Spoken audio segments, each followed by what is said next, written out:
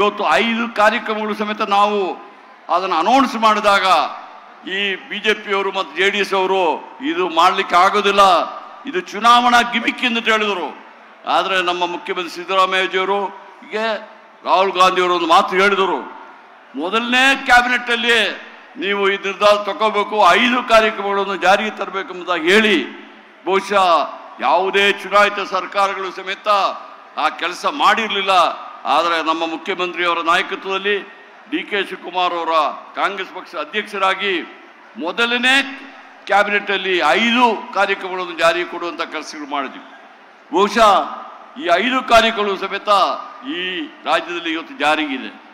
ಮೊಟ್ಟ ಮೊದಲ ಶಕ್ತಿ ಪ್ರೋಗ್ರಾಮ್ ಇವತ್ತು ಮಹಿಳೆಯರಿಗೆ ಕರ್ನಾಟಕ ರಾಜ್ಯದಲ್ಲಿ ಎಲ್ಲಿ ಬೇಕಾದರೂ ನಮ್ಮ ರಾಜ್ಯ ಸರ್ಕಾರದ ಬಸ್ಸಿನಲ್ಲಿ ಪ್ರಯಾಣ ಮಾಡಲಿಕ್ಕೆ ಈಗಾಗಲೇ ನಾವು ಅನುವು ಮಾಡಿಕೊಟ್ಟಿದ್ವಿ. ಗೃಹಜ್ಯೋತಿ ಕಾರ್ಯಕ್ರಮ 200 ಯೂನಿಟ್ವರೆಗೆ ಸುಮಾರು 1,60,00,000 ಕುಟುಂಬದವರಿಗೆ ಇವತ್ತು ನಾವು ಸೌಜನ್ಯವಾಗಿ 0 ಬಿಲ್ಗಳನ್ನು ಕೊಟ್ಟು ಇವತ್ತು ವಿದ್ಯುತ್ ಕೊಡ್ತಾ ಇದ್ದೀವಿ. ಇವತ್ತು ಗೃಹಲಕ್ಷ್ಮಿ ಕಾರ್ಯಕ್ರಮ 2,000 ರೂಪಾಯಿ ಕೊಡುವಂಥ ಕಾರ್ಯಕ್ರಮ ಸಮೇತ ಈಗ ಜಾರಿ ಕೊಡ್ತಾ ಇದ್ದೀವಿ. ಬಹುಶಃ ಇವತ್ತೆಲ್ಲ ಕಾರ್ಯಕ್ರಮಗಳು ಆಗ್ತಾ ಇದೆ. ಇವತ್ತು ಆಹಾರಧಾನ್ಯಗಳನ್ನು ಕೊಡುವಂಥ ಒಂದು ಕಾರ್ಯಕ್ರಮ ಸಮೇತ ಜಾರಿ ಕೊಟ್ಟಿದ್ದೀವಿ. ಅದೇ ರೀತಿಯಲ್ಲಿ ನಮ್ಮ ಯುವಕರು ಯಾರು ನಿರುದ್ಯೋಗಿಗಳಿದ್ದಾರೆ ಅವರು ಕಾಲೇಜಿಂದ ಬಂದು 2 ವರ್ಷದವರೆಗೆ ಅವರಿಗೆ ಭತ್ಯೆಯನ್ನು ಕೊಡುವಂಥ ಈ ಕೆಲಸವನ್ನು ಅವರು ಗ್ರಾಜ್ಯುಯೇಟ್ ಇರ್ಬೋದು, ಅವರು ಡಿಪ್ಲೊಮಾ ಹೋಲ್ಡರ್ ಇರ್ಬೋದು, ಅವರಿಗೆ ಕೊಡುವಂಥ ಕಾರ್ಯಕ್ರಮಗಳನ್ನು ನಾವು ಮಾಡ್ತಾ ಇದ್ದೀವಿ.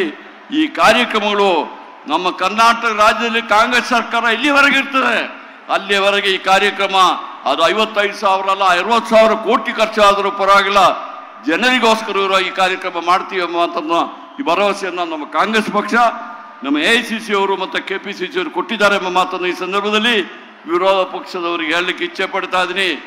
ಯಾವುದೇ ಕಾರಣಕ್ಕೂ ಸಮೇತ ಜನಹಿತವಾದ ಈ ಕಾರ್ಯಕ್ರಮಗಳು ನಿಲ್ಲುವುದಿಲ್ಲ ಎಂಬ ಮಾತನ್ನು ಹೇಳ್ತಾ ಇದ್ದೀನಿ. ಇವತ್ತು ಪಾದಯಾತ್ರೆ ಏನು BJP JDS ಅವರು ತಿಳ್ಕೊಂಡ್ಬಿಟ್ರು, ನಾವು ಪಾದಯಾತ್ರೆ ಮಾಡಿದ್ರೆ ನಮ್ಮ ಪಾಪ ಎಲ್ಲ ಮೋಸ ಆಗ್ತದೆ ಅಂದ್ಬಿಟ್ಟು ಇವತ್ತು ನಡೀತಾ ಇದ್ದಾರೆ. ಬಹುಶಃ ಅವರು ಮಾಡಿದ ಪಾಪಕ್ಕೆ ಬೆಂಗಳೂರಿಂದ ಮೈಸೂರು ತನಕ ನಡೆದ್ರೆ ಆಗೋದಿಲ್ಲ.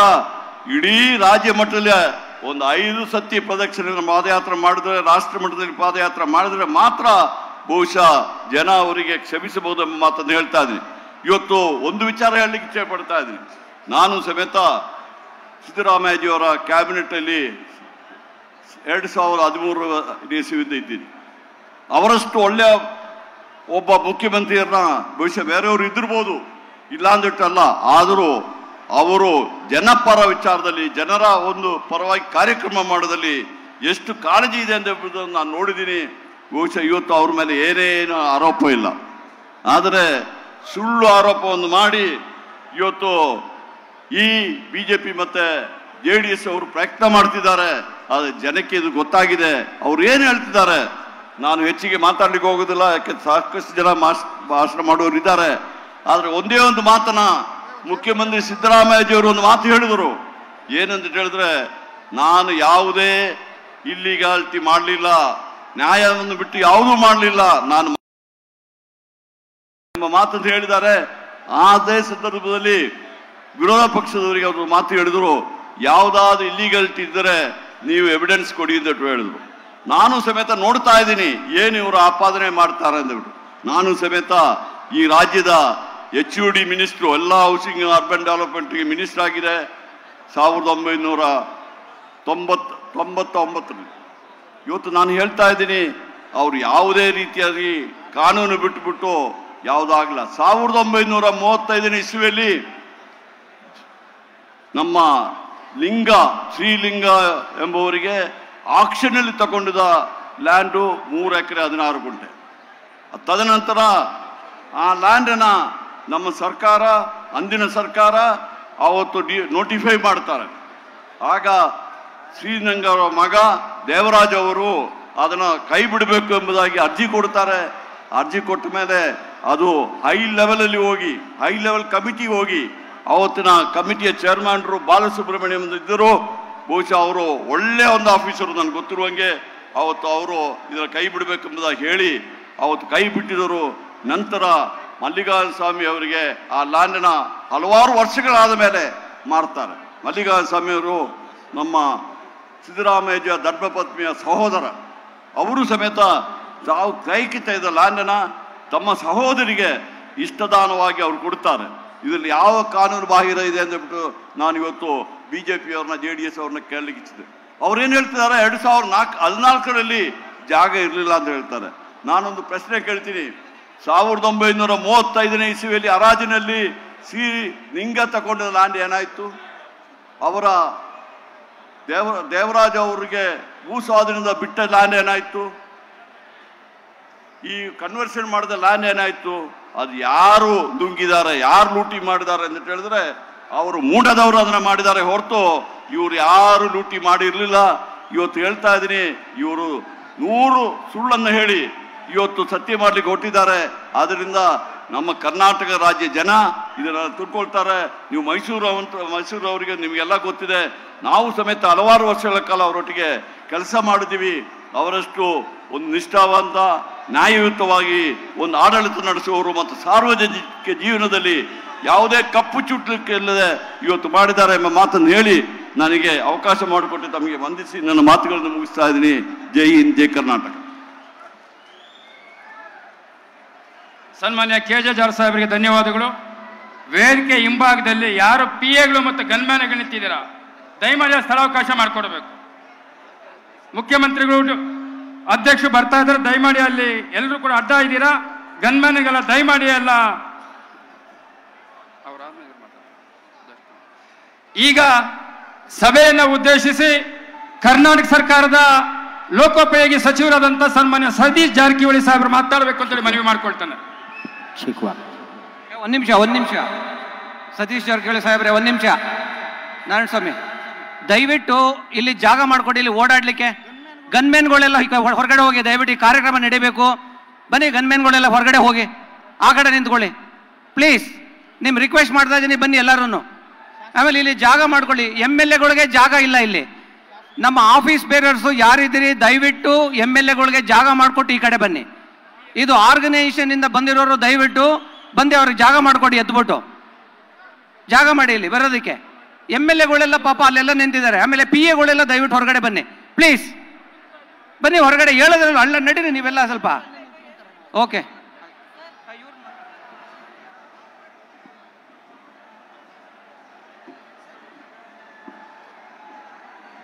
ಎಲ್ಲರಿಗೂ ನಮಸ್ಕಾರ. ಇವತ್ತು ಮೈಸೂರಿನಲ್ಲಿ ಏನು ಕಳೆದ ಒಂದು ತಿಂಗಳಿಂದ ಮೂಢ ಪ್ರಕರಣದ ಬಗ್ಗೆ ಹಲವಾರು ಸುಳ್ಳು ಆರೋಪಗಳನ್ನು ಮಾಡ್ತಾ ಇರುವಂಥ BJP ಮತ್ತು JDS ಪಕ್ಷದ ಪ್ರಶ್ನೆಗಳಿಗೆ ಉತ್ತರಗಳಿಗೆ ಪ್ರಶ್ನೆ ಬೇಕಾದಂಥ ಈ ವೇದಿಕೆಯಲ್ಲಿ ಉಪಸ್ಥಿತಿರುವಂಥ ಸನ್ಮಾನ್ಯ ಮುಖ್ಯಮಂತ್ರಿಗಳು, ಉಪಮುಖ್ಯಮಂತ್ರಿಗಳು, ಪ್ರಧಾನ ಕಾರ್ಯದರ್ಶಿ AIC ಸನ್ಮಾನ್ಯ ಶ್ರೀ ಸುರಜೀವಾಲಾಜಿ, ಎಲ್ಲ ಮಂತ್ರಿ ಸಹೋದರಗಳೇ, ಶಾಸಕ ಮಿತ್ರರೇ, ಪಕ್ಷದ ಕಾರ್ಯಕರ್ತರೇ, ಮಾಧ್ಯಮದ ಮಿತ್ರರೇ, ಇವತ್ತು ಕರ್ನಾಟಕದಲ್ಲಿ ಕಳೆದ ಒಂದು ತಿಂಗಳಿಂದ ಏನು ಚರ್ಚೆ ಆಗ್ತಾ ಇದೆ ಈ ಮೂಢ ಪ್ರಕರಣದ ಬಗ್ಗೆ, ಈ ಸರ್ಕಾರದ ಸುತ್ತು ಬರುವಂಥ ಆರೋಪಗಳಿಗೆ ಇವತ್ತು ಸರ್ಕಾರ ಸನ್ಮಾನ್ಯ ಮುಖ್ಯಮಂತ್ರಿಗಳ ನೇತೃತ್ವದಲ್ಲಿ ಇವತ್ತು ಉತ್ತರವನ್ನು ಕೊಡುವಂಥ ಸಮಾವೇಶ. ಈಗಾಗಲೇ ಈ ಪ್ರಕರಣದ ಬಗ್ಗೆ ಬಹುಶಃ ರಾಜ್ಯದ ಎಲ್ಲ ಜನತೆಗೆ ಗೊತ್ತಿರುವಂಥ ವಿಚಾರ. BJP ಮತ್ತು JDS ಅನಾವಶ್ಯಕವಾಗಿ ಈ ಪ್ರಕರಣ ಸುಮಾರು 20 ವರ್ಷಗಳ ಹಳೆಯದಾದ ಪ್ರಕರಣವನ್ನು ಮತ್ತೆ ಮುಂಚೆಲೆ ತಂದು ಸಮಯ ವ್ಯರ್ಥ ಮಾಡುವಂಥ ಪ್ರಯತ್ನವನ್ನು ಮಾಡ್ತಾ ಇದೆ. ಬಿಜೆಪಿ ಜೆಡಿಎಸ್ ತನ್ನ ವಿರೋಧ ಪಕ್ಷ ಸ್ಥಾನದಲ್ಲಿ ತನ್ನ ಕರ್ತವ್ಯ ನಿರ್ವಹಿಸದೆ ಅನಾವಶ್ಯಕ ಕಾಲ ವ್ಯಯನ ಮಾಡ್ತಾ ಇದೆ. ನಮಗೂ ಕೂಡ ಆಡಳಿತವನ್ನು ನಡೆಸಲಿಕ್ಕೆ ತೊಂದರೆ ಮಾಡ್ತಿರುವಂಥ ಪರಿಸ್ಥಿತಿ ನಾವು ನೋಡ್ತಾ ಇದ್ದೀವಿ.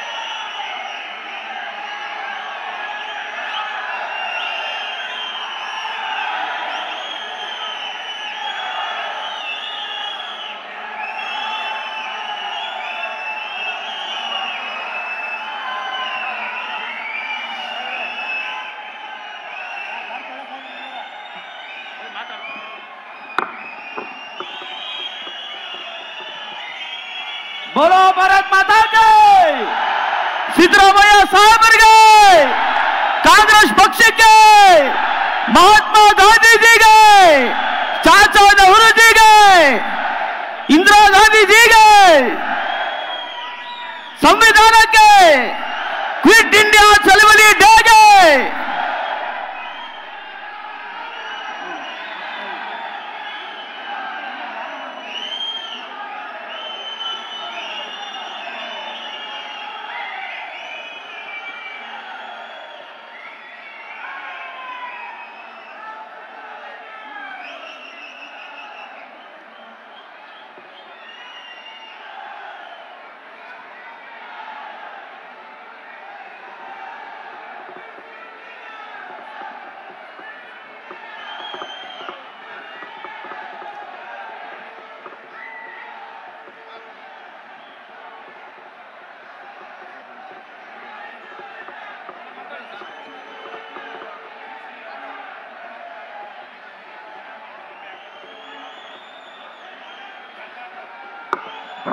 ದಯಮಾಡಿ ಎಲ್ಲ ಕುಳಿತುಕೊಳ್ಬೇಕು.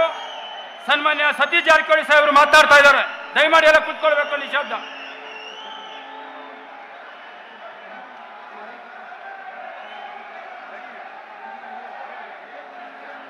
बोलो भारत माता के ಡಿ.ಕೆ. ಶಿವಕುಮಾರ್ ಸಾಹೇಬರಿಗೆ ಸಿದ್ದರಾಮಯ್ಯ ಸಾಹೇಬರಿಗೆ ಭಾರತ್ ಮಾತಾ के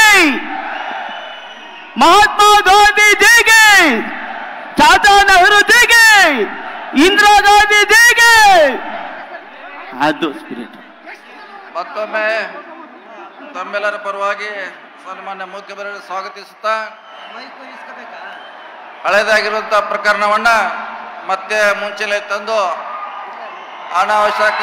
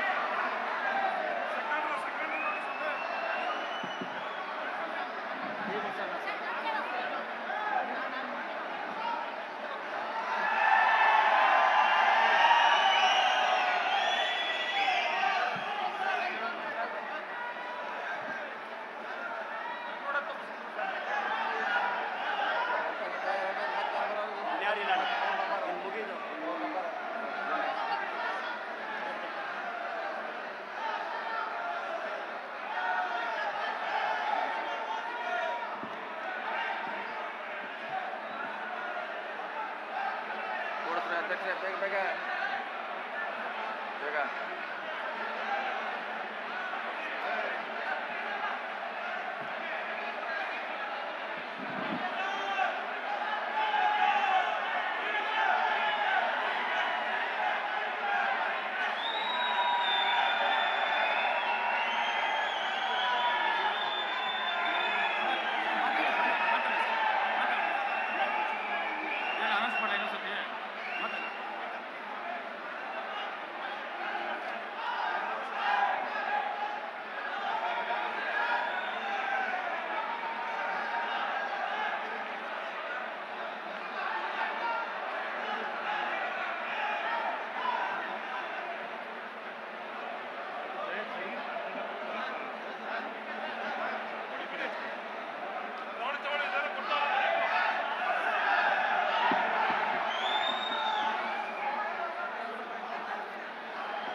ಇನ್ನು ಶಾಸ್ತ್ರಿ ಇದೆ ಕೂತ್ಕೊಳ್ಳಿ. ಮೂರನೇವ್ರು ಯಾರು ಬರೋಲ್ಲ, ಇಬ್ಬರೇ ಮುಗೀತಷ್ಟೇ.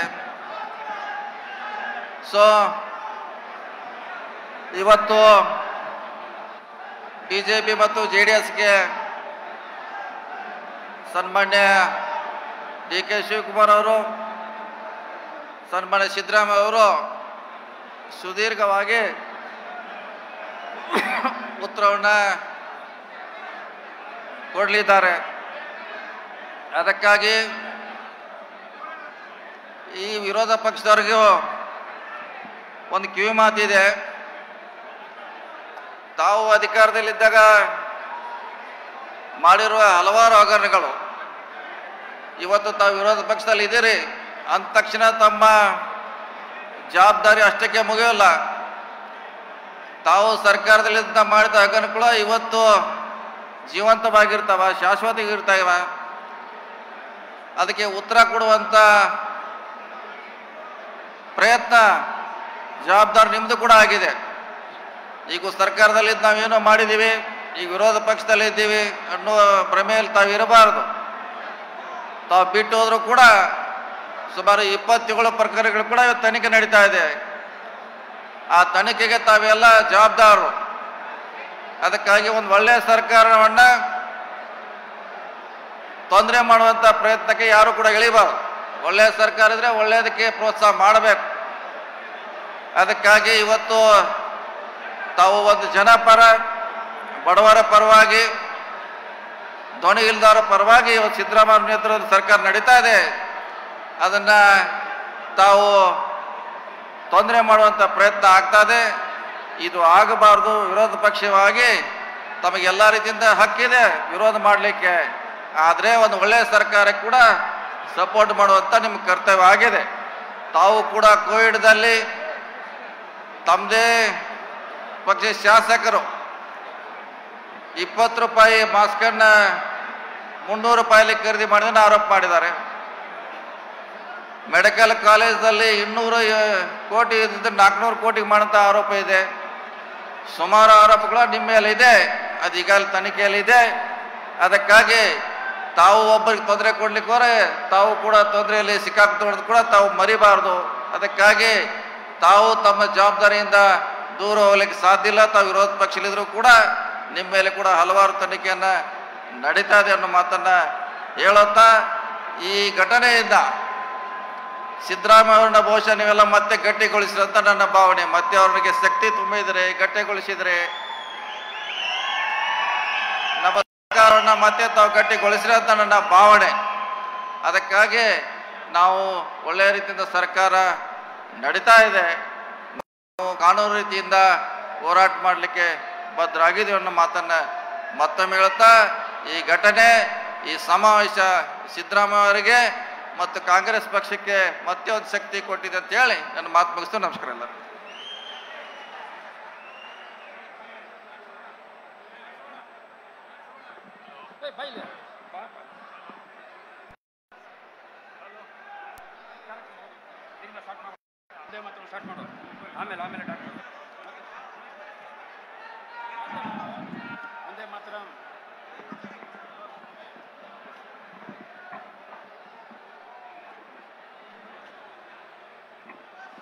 ಎಲ್ರಿಗೂ ನಮಸ್ಕಾರ.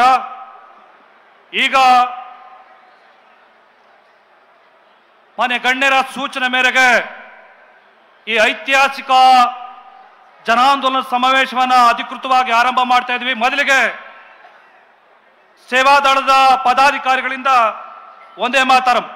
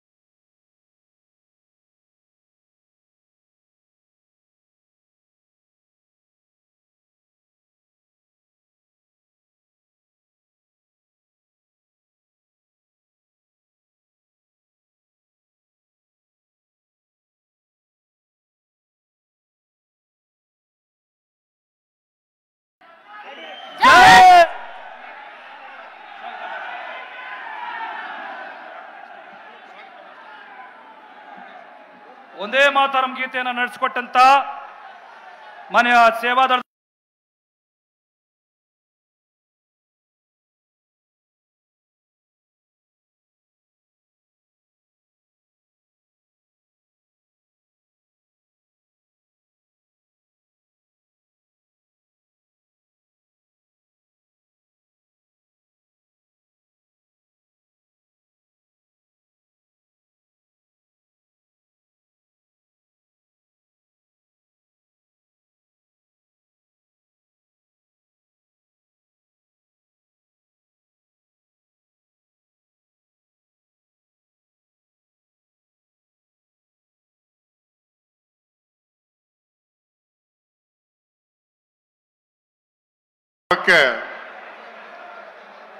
ಇಡೀ ರಾಜ್ಯಾದ್ಯಂತ ಆಗಮಿಸಿರ್ತಕ್ಕಂಥ ನಮ್ಮ ಪಕ್ಷದ ಅಭಿಮಾನಿಗಳಿಗೆ, ಮುಖಂಡರುಗಳಿಗೆ ಮೊದಲನೇದಾಗಿ ಪಕ್ಷದ ಪರವಾಗಿ, ನಮ್ಮ ಎಲ್ಲ ಮುಖಂಡರ ಪರವಾಗಿ ತಮಗೆಲ್ಲ ಆತ್ಮೀಯವಾದ ಸ್ವಾಗತವನ್ನು ಬಯಸ್ತೇನೆ. ಇದು ಒಂದು ಐತಿಹಾಸಿಕ ಸಮಾರಂಭ. ಇವತ್ತು ಈ ಸಮಾರಂಭ ನಡಿಬೇಕಾದ್ರೆ ಮುಖ್ಯ ಕಾರಣ ಏನಪ್ಪಾ ಅಂತ ಹೇಳಿದ್ರೆ, ಬಿಜೆಪಿ ಮತ್ತು ಜೆಡಿಎಸ್ನ ಪಕ್ಷದವರು ನಮ್ಮ ಪಕ್ಷವನ್ನು, ನಮ್ಮ ಸರ್ಕಾರವನ್ನು ತೆಗಿಬೇಕು ಅಂತ ಹೇಳಿ ಸುಳ್ಳನ್ನ ಸತ್ಯ ಮಾಡ್ತಕ್ಕಂಥ ರೀತಿಯಲ್ಲಿ ಇವತ್ತೇನು ವರ್ತನೆಯನ್ನು ಮಾಡ್ತಾ ಇದ್ದಾರೆ. ಸುಳ್ಳುಗಳು ಹೇಳೋ ಮುಖಾಂತರ ಇವತ್ತು ಜನರನ್ನು ನಂಬಿಸ್ಲಿಕ್ಕೆ ಏನು ಪ್ರಯತ್ನವನ್ನು ಮಾಡ್ತಾ ಇದ್ದಾರೆ. ಆ ಕಾರಣದಿಂದ ನಾವು ಜನರಿಗೆ ಸತ್ಯ ಹೇಳಬೇಕು ಅಂತೇಳಿ ನಾವು ತಮ್ಮನ್ನೆಲ್ಲ ನಾವಿಲ್ಲಿ ಕರೆದಿದ್ದೇವೆ. ವಾಸ್ತವವಾಗಿ ಸತ್ಯ ಏನಿದೆ ಅದೇ ನಿಮ್ಗೆ ಹೇಳ್ತಕ್ಕಂಥ ಕರ್ತವ್ಯ ಮತ್ತೆ ನಿಮ್ಗೆ ಗಮನಕ್ಕೆ ತರ್ತಕ್ಕಂಥ ಜವಾಬ್ದಾರಿ ನಮ್ದಾಗಿದೆ ಅಂತ ತಿಳ್ಕೊಂಡು ನಮ್ಮ ರಾಜ್ಯದ ಮುಖ್ಯಮಂತ್ರಿಗಳು ಹಾಗೂ ನಮ್ಮ ಪಕ್ಷದ ಅಧ್ಯಕ್ಷರು ಡಿ ಕೆ ಶಿವಕುಮಾರ್ ಅವರು ಮತ್ತು ಉಪಮುಖ್ಯಮಂತ್ರಿಗಳಾದಂಥ ಡಿ ಕೆ ಶಿವಕುಮಾರ್ ಅವರು ಅವರೆಲ್ಲರೂ ಅವರ ಆದೇಶ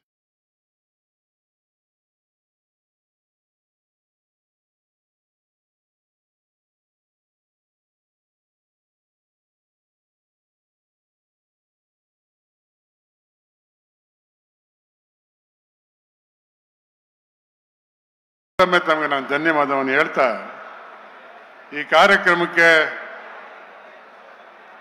ನಮ್ಮ ನಾಡಿನ ನೆಚ್ಚಿನ ನಾಯಕರು, ರಾಜ್ಯದ ಮುಖ್ಯಮಂತ್ರಿಗಳು, ನಿಮ್ಮೆಲ್ಲರ ನಾಯಕರು ಆಗಿರ್ತಕ್ಕಂಥ ಗೌರವಾನ್ವಿತ ಶ್ರೀ ಸಿದ್ದರಾಮಯ್ಯನವರಿಗೆ ಪಕ್ಷದ ಪರವಾಗಿ ಆತ್ಮೀಯವಾದಂತಹ ಸ್ವಾಗತವನ್ನ ಬಯಸ್ತೇನೆ.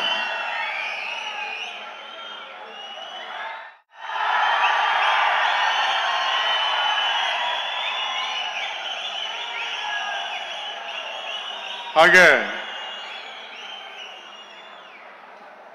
ಈ ರಾಜ್ಯದ ಉಪಮುಖ್ಯಮಂತ್ರಿಗಳು, ಕೆಪಿಸಿಸಿ ಅಧ್ಯಕ್ಷರು ಆಗಿರ್ತಕ್ಕಂಥ, ಈ ಪಕ್ಷಕ್ಕೆ ಹೊಸ ಚೇತನವನ್ನು ತಂದುಕೊಟ್ಟಂತ ನಿಮ್ಮೆಲ್ಲರ ನಾಯಕರು ಆಗಿರ್ತಕ್ಕಂಥ, ಮತ್ತು ಈ ಹೋರಾಟದಲ್ಲಿ ಬೆಂಗಳೂರಿನಿಂದ ಮೈಸೂರವರೆಗೆ ಎಲ್ಲ ಕಡೆ ಸಭೆಗಳನ್ನು ಮಾಡಿ ಜನರಿಗೆ ಸತ್ಯವನ್ನು ಹೇಳ್ತಕ್ಕಂಥ ರೀತಿಯಲ್ಲಿ ಅವರು ಮಾಡಿದಂಥ ಕೆಲಸ ಅತ್ಯಂತ ಶ್ಲಾಘನೀಯವಾದಂಥ ಕೆಲಸವನ್ನು ಅವರು ಮಾಡಿ ಜನರಿಗೆ ಎಚ್ಚರಿಕೆಯನ್ನು ಕೊಟ್ಟಿದ್ದಾರೆ, ಎಚ್ಚೆತ್ತು ಕೊಟ್ಟಿದ್ದಾರೆ. ಅವ್ರಿಗೂ ಸಹ ತಮ್ಮೆಲ್ಲರ ಪರವಾಗಿ, ಪಕ್ಷದ ಪರವಾಗಿ ಆತ್ಮೀಯವಾದ ಸ್ವಾಗತವನ್ನು ಬಯಸ್ತೇನೆ.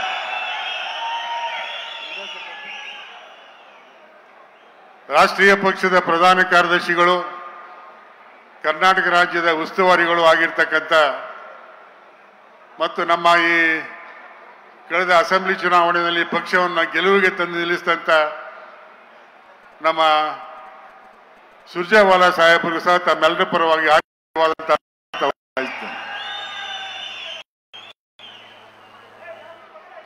ಹಾಗೆ ನಮ್ಮ ಮಂತ್ರಿ ಮಂಡಲದ ಎಲ್ಲ ಸದಸ್ಯರು ಸಹ ಈ ಕಾರ್ಯಕ್ರಮದಲ್ಲಿ ಭಾಗವಹಿಸಿದ್ದಾರೆ.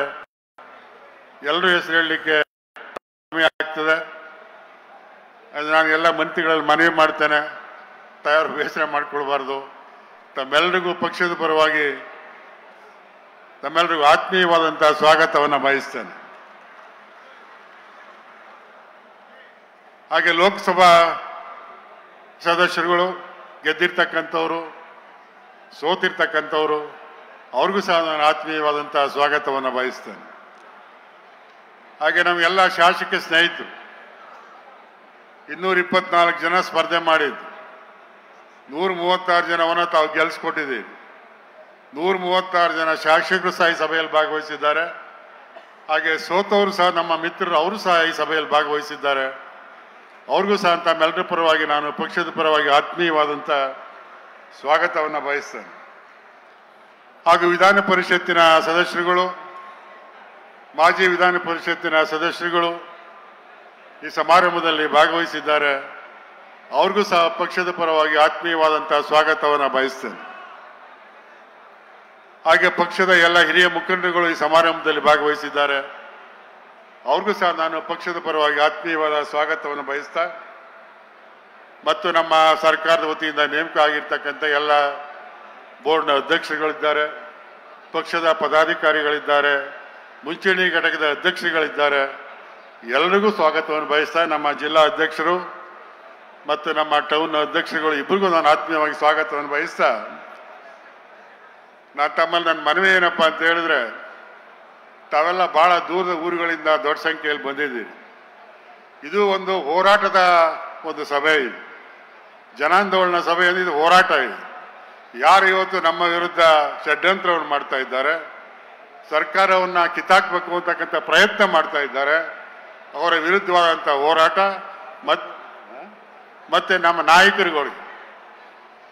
ನಾಯಕರುಗಳಿಗೆ ಸಿದ್ದರಾಮಯ್ಯನವರಾಗಿರ್ಬೋದು, DK ಶಿವಕುಮಾರ್, ಎಲ್ಲ ಯಾವುದೇ ನಾಯಕರುಗಳಾಗಿರ್ಬೋದು, ಅವ್ರ ವಿರುದ್ಧ ಇವತ್ತು ಏನು ಷಡ್ಯಂತ್ರಗಳು ಮಾಡ್ತಾ ಇದ್ದಾರೆ, ನಾವೆಲ್ಲ ಅದು ಹೋರಾಟ ಮಾಡಲಿಕ್ಕೆ ಸಭೆ ಸೇರಿದ್ದೇವೆ. ಈ ಸಭೆ ಮುಗಿಯೋ ತನಕ ತಾವು ಯಾರು ಕೂತು ತವಿಂದ ಅಲ್ಲಾಡಬಾರ್ದು. ಕೂತು ತಾವೆಲ್ಲರೂ ಜನರ ಈಗಾಗಲೇ ಸಾಕಷ್ಟು ನಮ್ಮ ಹಿರಿಯ ಮಂತ್ರಿಗಳೆಲ್ಲರೂ ಮಾತಾಡಿದ್ದಾರೆ. ಇನ್ನು ಕೇವಲ ಒಂದು 3-4 ಜನ ಮಾತ್ರ ಮಾತಾಡ್ತಾರೆ. ದಯವಿಟ್ಟು ತಾವೆಲ್ಲರೂ ಕೂತು ಸಹಕರಿಸ್ಬೇಕು. ಈ ಸಭೆ ಯಶಸ್ವಿ ಆಗಬೇಕು ಅಂದರೆ ತಾವೆಲ್ಲ ಇಷ್ಟು ದೊಡ್ಡ ಸಂಖ್ಯೆಯಲ್ಲಿ ಸೇರಿರ್ತಕ್ಕಂಥ ಜನರು, ನಾವೆಲ್ಲರಿಗೂ ಸಮಾಧಾನ ಆಗಬೇಕು. ತಾವೆಲ್ಲ ಕೂತು ಈ ಸಮಾರಂಭವನ್ನು ಯಶಸ್ವಿ ಮಾಡಿಕೊಡ್ಬೇಕು ಅಂತೇಳಿ ತಮ್ಮನ್ನ ಅತ್ಯಂತ ಕೆಳವೆಯನ್ನು ಮಾಡ್ತಾ, ಮತ್ತು ಈ ಮಾಧ್ಯಮದ ಗೆಳೆಯರು, ನಮ್ಮ ಮಾಧ್ಯಮದ ಗೆಳೆಯರೆಲ್ಲರೂ ನಮಗೆ ಬಹಳ ಸಹಕಾರ ಕೊಟ್ಟಿದ್ದಾರೆ. ಅವ್ರಿಗೂ ಸಹ ನಾನು ಆತ್ಮೀಯವಾಗಿ ಸ್ವಾಗತ ಮಾಡ್ತೇನೆ. ತಮ್ಮೆಲ್ಲರಿಗೂ ಮತ್ತೊಮ್ಮೆ ಸ್ವಾಗತ ಮಾಡಿ ನನ್ನ ಮಾತನ್ನು ಮುಗಿಸ್ತೇನೆ. ತಮ್ಮೆಲ್ಲರಿಗೂ ನಮಸ್ಕಾರ.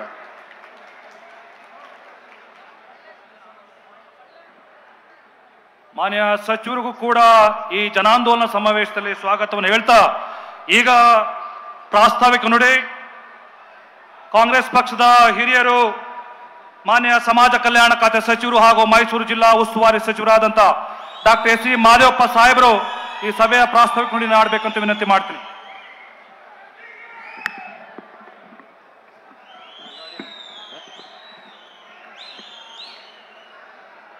ಈ ಬೃಹತ್ ಸಮಾವೇಶದಲ್ಲಿ, ಜನಾಂದೋಲನದಲ್ಲಿ ಕೇಂದ್ರೀಕೃತ ವ್ಯಕ್ತಿಯಾಗಿರ್ತಕ್ಕಂಥ ನಮ್ಮ ನೆಚ್ಚಿನ ನಾಯಕರು 4 ದಶಕಗಳ ಸಾರ್ವಜನಿಕ ಜೀವನದಲ್ಲಿ ಶುದ್ಧ ಅಸ್ತರೆಂದು ಪರಿಗಣಿಸಿ ಸಮರ್ಥ ಮತ್ತು ಸಮರ್ಪಕ ಆಡಳಿತವನ್ನ ರಾಜ್ಯದ ಸರ್ವಾಂಗೀಣ ಅಭಿವೃದ್ಧಿಗೆ ತನ್ನನ್ನು ತಾನು ಮೀಸಲಿಟ್ಟಿರ್ತಕ್ಕಂಥ ಸನ್ಮಾನ್ಯ ಮುಖ್ಯಮಂತ್ರಿಗಳಾದಂಥ ಸಿದ್ದರಾಮಯ್ಯ ಅವರೇ,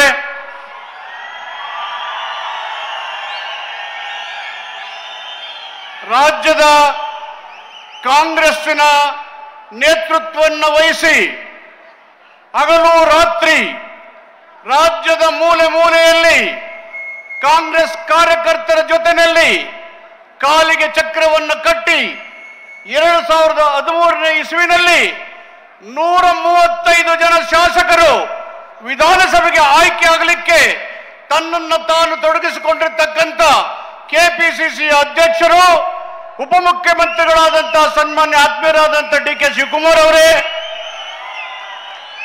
ಕಾಂಗ್ರೆಸ್ ಪಕ್ಷದ ಕಾರ್ಯಕ್ರಮಗಳು, ಸಿದ್ಧಾಂತಗಳು, ಕಾರ್ಯತಂತ್ರಗಳು ಜನತಂತ್ರದ ಬಲವರ್ಧನೆಗೆ ನೇತೃತ್ವ ಮತ್ತು ಮಾರ್ಗದರ್ಶನವನ್ನು ವಹಿಸಿ ಸರ್ಕಾರವನ್ನ ಸ್ಥಾಪಿಸಲಿಕ್ಕೆ ತನ್ನದೇ ಆದಂತಹ ಕೊಡುಗೆಯನ್ನು ನೀಡಿದಂತ ಎಐಸಿಸಿಯ ಪ್ರಧಾನ ಕಾರ್ಯದರ್ಶಿಗಳಾದಂಥ ಸನ್ಮಾನ್ಯ ಸುರ್ಜೇವಾಲಾ ಅವರೇ, ವೇದಿಕೆ ಮೇಲಿರ್ತಕ್ಕಂಥ ಮಂತ್ರಿಮಂಡಲದ ಎಲ್ಲ ಸಹೋದ್ಯೋಗಿ ಮಿತ್ರರೇ, ಶಾಸಕ ಮಿತ್ರರೇ, ಕಾಂಗ್ರೆಸ್ ಪಕ್ಷದ ಪದಾಧಿಕಾರಿಗಳೇ, ಎಲ್ಲ ಕಾರ್ಯಕರ್ತರೇ, ರಾಜ್ಯದ ಮೂಲೆ ಮೂಲೆಯಿಂದ ಬಂದಿರತಕ್ಕ ಎಲ್ಲ ಆತ್ಮೀಯ ಬಂಧು ಭಗಿನಿಯರೇ, ಪತ್ರಿಕಾ ಮತ್ತು ಮಾಧ್ಯಮದ ಗೆಳೆಯರೇ, ಇಂದಿನ ಜನಾಂದೋಲನ ಭಾರತ ದೇಶದ 8 ದಶಕಗಳ ಚರಿತ್ರೆಯನ್ನು ನೆನೆಸಿಸುವಂತಹ ಒಂದು ಆಂದೋಲನ. ಬ್ರಿಟಿಷರೇ ಭಾರತವನ್ನು ಬಿಟ್ಟು ತೊಲಗಿ ಅಂತಕ್ಕಂಥ ಘೋಷಣೆಯನ್ನ ಕಾಂಗ್ರೆಸ್ ಪಕ್ಷ ಗಾಂಧೀಜಿಯವರ ನೇತೃತ್ವದಲ್ಲಿ ಪರಕೀಯರ ಆಡಳಿತ ವಿರುದ್ಧವಾಗಿ ಆಂದೋಲನವನ್ನು ಮಾಡಿದಂತ ದಿನ. ಇಂದಿನ ಜನಾಂದೋಲನಕ್ಕೂ ಭಾರತದ ಕ್ವಿಟ್ ಇಂಡಿಯಾ ಚಳವಳಿಗೂ ಒಂದು ಐತಿಹಾಸಿಕ ಸಂಬಂಧ ಮತ್ತು ತುಣುಕು ಇದೆ.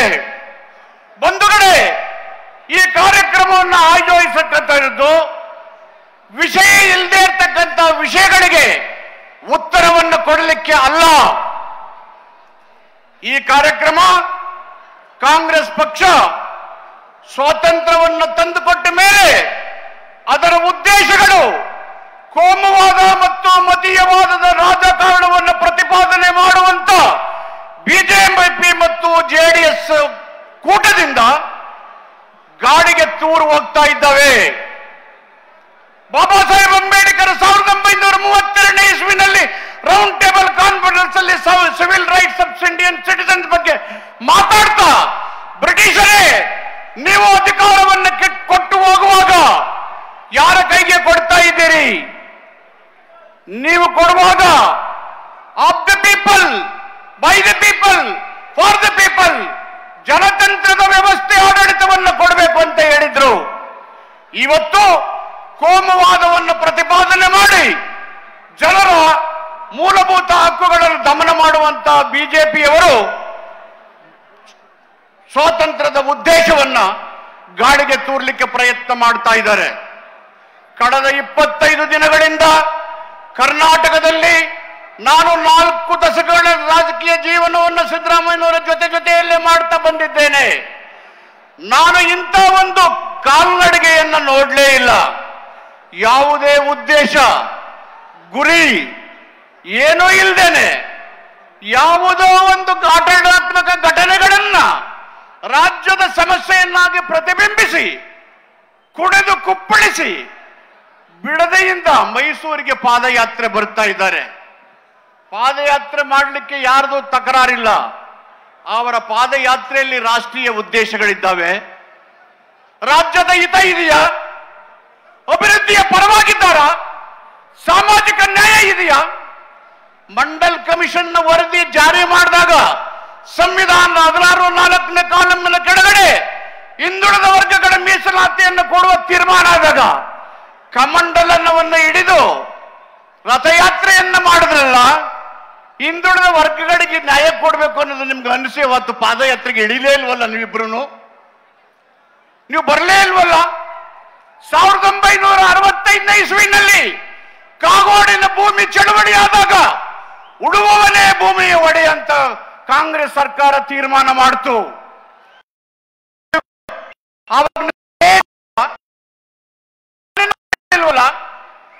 ಉಳುವವನೇ ಭೂಮಿಯ ಒಡೆ ಕಾಯ್ದೆ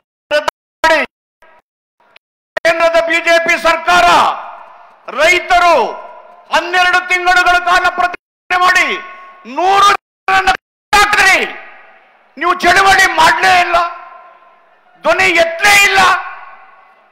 48 ಲಕ್ಷ ಕೋಟಿ ನಿಮ್ಮ ಕೇಂದ್ರದ ಬಜೆಟ್ನ ಗಾತ್ರ, 24% SC ST ಜನಸಂಖ್ಯೆ, 48 ಲಕ್ಷ ಕೋಟಿ ಬಜೆಟ್ ಅಲ್ಲಿ 24% SC STಗೆ ಬರೀ 50,000 ಕೋಟಿ ಇಟ್ಟಿದ್ದೀರಲ್ಲ.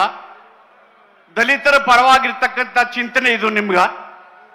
ಇದಕ್ಕೆ ಚಳವಳಿ ಮಾಡಬೇಕು, ಮಾತಾಡಬೇಕು ಅಂತ ಅನ್ಸಿಲ್ವ ನಿಮಗೆ? ಕೇಂದ್ರದ ಆಯವ್ಯಯದಲ್ಲಿ ಕರ್ನಾಟಕ ರಾಜ್ಯಕ್ಕೆ ಕೇಂದ್ರ ಸರ್ಕಾರ ಬಿಜೆಪಿಯರಿಗೆ ಹೇಳಿದಂತ ಬಜೆಟ್ಟಿನ 5,000 ಕೋಟಿ ಕೊಡ್ಲೇ ಇಲ್ವಲ್ಲ? ಅಪ್ಪರ್ ತುಂಗಕ್ಕೆ ಹಣ ಕೊಡ್ಲೇ ಇಲ್ವಲ್ಲ? ಇದನ್ನ ಏನು ಕೇಳದೆ ಅಲ್ಲಿ ವಾಲ್ಮೀಕಿ ಹಗರಣ ಆಯಿತು. ಅಧಿಕಾರಿಗಳು ತಪ್ಪು ಮಾಡಿದ್ದಾರೆ, SIT ರಚನೆ ಮಾಡಿದ್ದೀವಿ, ತಪ್ಪು ಮಾಡಿದವರಿಗೆ ಶಿಕ್ಷೆ ಆಗಿದೆ.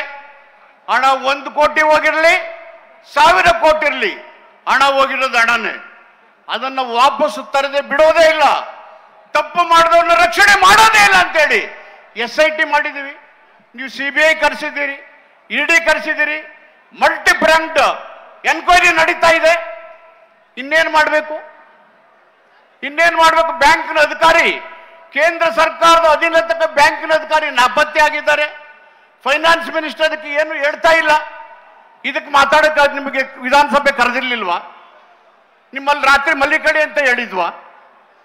ನೀವು ಅಲ್ಲಿಂದ ಇಲ್ಲಿಗೆ ನಡ್ಕ ಬನ್ನಿ ಅಂತ ಹೇಳಿದ್ವಾ? ಗ್ಯಾರಂಟಿಗಳಿಗೆ SCP TSP ಹಣ ಕೊಟ್ಟಿದ್ರಿ ಅಂತಾರಲ್ಲ, ನೀವು ಕಾಯ್ದೆ ಮಾಡಿದ್ರ? SCP TSP ನೀವು ಡೀಮ್ಡ್ ಎಕ್ಸ್ಪೆಂಡಿಚರ್ಲಿ 10,000 ಕೋಟಿಯನ್ನ ಬಿಜೆಪಿ ನೀವು ಬಳಸ್ಕೊಂಡ್ರಲ್ಲ, ದಲಿತರ ಬಗ್ಗೆ ಹಣ ತಗೋಬಾರ್ದಂತ ಗೊತ್ತಿಲ್ವಾ? ಬೋವಿ ನಿಗಮದಲ್ಲಿ 90 ಕೋಟಿ ದುರುಪಾಯ್ತಲ್ಲ ನಿಮ್ಮ ಕಾಲದಲ್ಲೇ. ಶ್ರೀರಾಮುಲು ಇದ್ರು ಸೋಷಿಯಲ್ ವೆಲ್ಫೇರ್ ಮಿನಿಸ್ಟ್ರು, ನಿಮಗೆ ಗೊತ್ತಾಗ್ಲಿಲ್ವಾ? ಎನ್ಕ್ವೈರಿ ನಡೀತಾ ಇದೆಯಲ್ಲ 90 ಕೋಟಿದು, ಪ್ರಾಸಿಕ್ಯೂಷನ್ಗೆ ಆಜ್ಞೆ ಮಾಡಿದೀವಿ, ನಿಮಗೆ ಮನವರಿಕೆ ಆಗ್ಲಿಲ್ವಾ? ಮೂಡದ್ದು ಸಿದ್ದರಾಮಯ್ಯನವರ ಪಾತ್ರ ಏನಿದೆ ಪಾತ್ರ ಅಲ್ಲಿ? ಡೈರೆಕ್ಟ್ಲಿ ಆರ್ ಇಂಡೈರೆಕ್ಟ್ಲಿ 18ನೇ ತಾರೀಕು ಒಬ್ಬ ಕಾರ್ಯಕರ್ತ ಲೋಕಾಯುಕ್ತ ಕೊಡ್ತಾನೆ, 1 ವಾರ ವೇಟ್ ಮಾಡಕ್ ಸಿದ್ಧ ಇಲ್ಲ. 20 ತಾರೀಕಿಗೆ ರಾಜ್ಯಪಾಲರು ಕೊಡ್ತಾನೆ, 26 ಸಂಜೆ ರಾಜ್ಯಪಾಲರು ನೋಟಿಸ್ ಕೊಡ್ತಾರೆ ಮುಖ್ಯಮಂತ್ರಿಗಳಿಗೆ.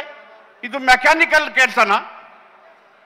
ರಾಜ್ಯಪಾಲರು ಸಂವಿಧಾನ ರಕ್ಷಕರು, ಆಳವಾದಂತ ಪರಿಶೀಲನೆ ಇರಬೇಕು, ಅದಕ್ಕೆ ಸಾಕಷ್ಟು ಪುರಾವೆಗಳು ಸಾಕ್ಷಿಗಳಿರಬೇಕು. ಲೋಕಾಯುಕ್ತದ ಪೊಲೀಸ್ ತನಿಖೆ ಏನಾಗುತ್ತೆ ಅಂತ ಗೊತ್ತಾಗ್ಬೇಕು. ಏನನ್ನೂ ಕಾಯ್ದೇನೆ ಏಕೆ ಸಂವಿಧಾನ ಸಂರಕ್ಷಣಾ ಹುದ್ದೆ ಇರ್ತಕ್ಕಂಥವ್ರು ಮತ್ತೊಂದು ಸಂವಿಧಾನ ಹುದ್ದೆ ರಕ್ಷಕರಿಗೆ ನೀವು ಕೊಟ್ಟಿದ್ದೀರಲ್ಲ, ಇದು ಎಷ್ಟು ಸರಿ ಇದೆ? ನಿಮ್ಮ ಜುರಿಸ್ಡಿಕ್ಷನ್ ಇದೆಯಾ? ಜಮೀನು ಕಳ್ಕೊಂಡಿದೆ, ಜಮೀನು ನೀವು ತಗೊಂಡಿದ್ದೀರಿ ಅಂತ ಹೇಳಿ ಮೂಡಾದ ಬೋರ್ಡ್ ಅವರು ನೀವೇ ತಪ್ಪು ಅಂತ ಹೇಳಿದಿರಿ, ನಿಮ್ದೇ ಸರ್ಕಾರ ಇದ್ದಾಗ ಕೊಟ್ಟಿದ್ದೀರಿ. ಇದಕ್ಕೆಲ್ಲ ಹೊಣೆ ಯಾರು? ನಿಮ್ಮ ಮೂಡಾದ ತಪ್ಪು. ಅದೊಂದು ಸ್ಟ್ಯಾಚ್ಯೂಟ್. ಸಿದ್ದರಾಮಯ್ಯರ ಪಾತ್ರ ಎಲ್ಲಿದೆ? ಪ್ರಿವೆನ್ಷನ್ ಆಫ್ ಕರಪ್ಷನ್ ಆಕ್ಟ್ 1988 ಅಲ್ಲಿ ನೆಪೋಟಿಸಮ್ ಇದೆಯಾ? ಹಣ ಲಪ್ತಾಯಿಸಿದಾರ?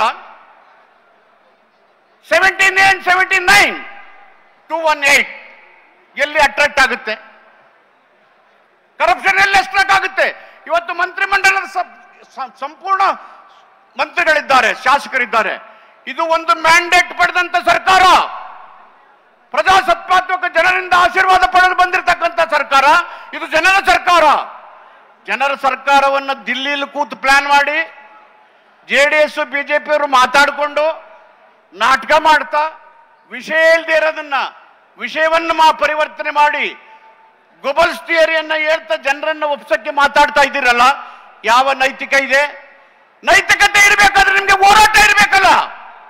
ಯಾವ ಕ್ವಿಟ್ ಇಂಡಿಯಾ ಮೂವ್ಮೆಂಟ್ ಅಲ್ಲಿ ನಿಮ್ಮ ಒಬ್ಬ ಸದಸ್ಯ ಭಾಗಿಯಾಗಿದ್ದಾನೆ? ಇತಿಹಾಸದಲ್ಲಿ ಸ್ವಾತಂತ್ರ್ಯ ಸಂಗ್ರಾಮದಲ್ಲಿ ಯಾರು ಭಾಗಿಯಾಗಿದ್ರಿ? ಸ್ವಾತಂತ್ರ್ಯ ಉದ್ದೇಶಗಳು ಏನ್ ಗೊತ್ತಿದ್ದಾವೆ ನಿಮಗೆ? ಸುಮ್ಮನೆ ಪ್ರಜಾಪ್ರಭುತ್ವಕ್ಕೆ ಅಪಮಾನ ಒಡ್ಲಿಕ್ಕೆ, ಸಾರ್ವಜನಿಕ ಜೀವನದ ಮೌಲ್ಯಗಳ ಅರಿವು ಇಲ್ಲದೆ ಇರ್ತಕ್ಕಂಥವ್ರು ಬಾಯಿಗೆ ಬಂದಂತೆ ಮಾತಾಡ್ತಾ ಇದ್ದೀರಿ. ಸಿದ್ದರಾಮಯ್ಯ ಈ ನಾಡು ಕಂಡ ಅಪರೂಪದ ರಾಜಕಾರಣಿ, ಪ್ರಾಮಾಣಿಕ ರಾಜಕಾರಣಿ, ಜನಪರವಾದಂತ ನಾಯಕ, ಹೋರಾಟ ಮತ್ತು ಸಿದ್ಧಾಂತದ ಮೂಲಕ ಇಡೀ ರಾಜ್ಯದ ಜನರ ಮನಸ್ಸನ್ನು ಗೆದ್ದಿರ್ತಕ್ಕಂಥ ನಾಯಕ.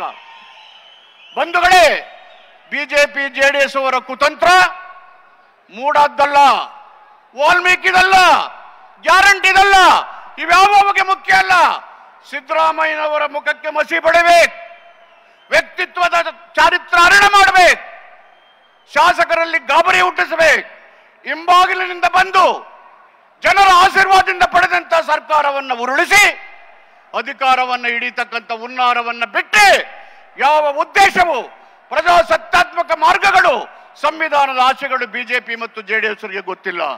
ಅನೇಕ ದೂರುಗಳಿದ್ದಾವೆ ಅವರ ಮೇಲೆ, ಅನೇಕ ಹಗರಣಗಳು ನಡೆದಿದ್ದಾವೆ. ಅವೆಲ್ಲವೂ ಕೂಡ ದಾಖಲಾತಿಯಲ್ಲಿ ಇದ್ದಾವೆ. ಮುಂದೆ ನಮ್ಮ ಮುಖ್ಯಮಂತ್ರಿಗಳು, ಉಪಮುಖ್ಯಮಂತ್ರಿಗಳು ಅವೆಲ್ಲವನ್ನ ನಿವೇದನೆ ಮಾಡ್ತೇವೆ.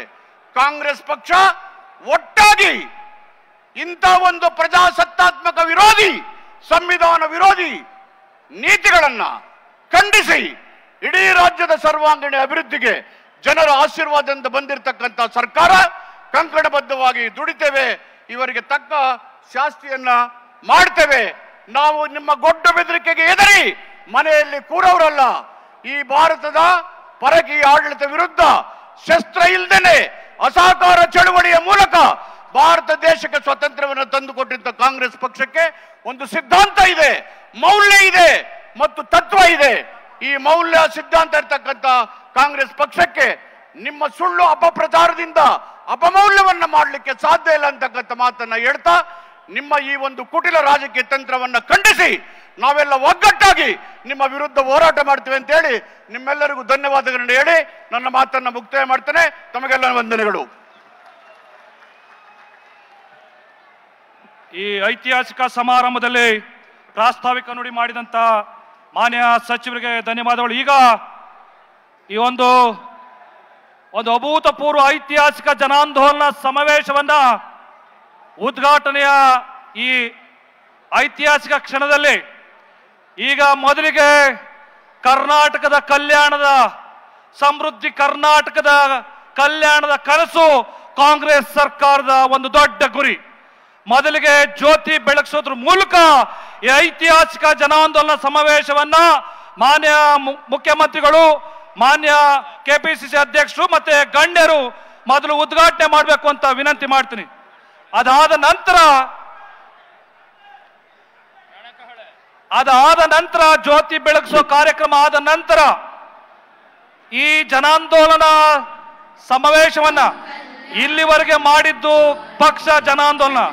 ಇವತ್ತಿನಿಂದ ಜನರೇ ಜನಾಂದೋಲನವನ್ನ ನಡೆಸುವಂತ ಒಂದು ದೊಡ್ಡ ಐತಿಹಾಸಿಕ ಕ್ಷಣಕ್ಕೆ ಈ ಕಹಳೆಯನ್ನ ಊದಬೇಕು ಅಂತ ಕೂಡ ಜ್ಯೋತಿ ಬೆಳಗಿಸಿದ ಮೇಲೆ ವಿನಂತಿ ಮಾಡ್ತೀನಿ.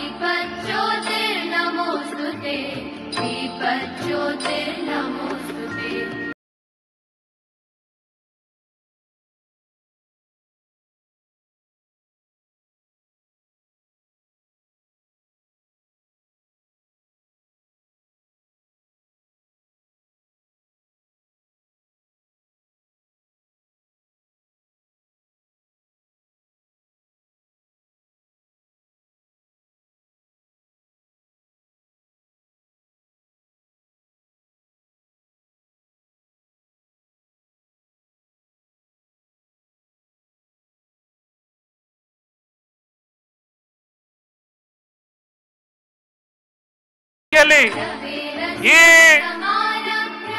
ಜನತಂತ್ರ ವ್ಯವಸ್ಥೆಯನ್ನ, ಷಡ್ಯಂತ್ರವನ್ನ, ಈ ಜನತಂತ್ರ ಸರ್ಕಾರವನ್ನ ದಿಕ್ಕು ತಪ್ಪಿಸಲು ಈ ಕಹಳೆ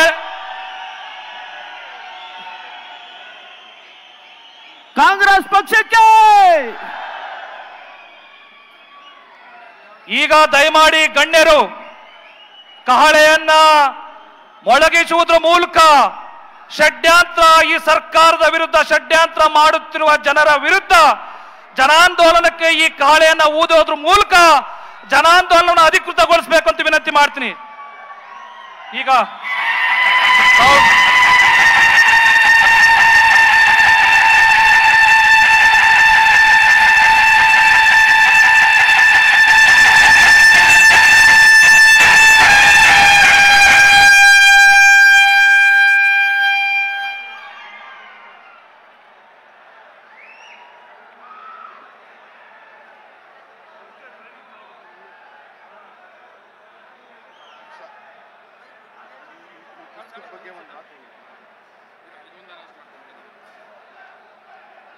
ಉದ್ಘಾಟನೆ ಮಾಡಿದಂತ ಎಲ್ರಿಗೂ ಧನ್ಯವಾದಗಳು.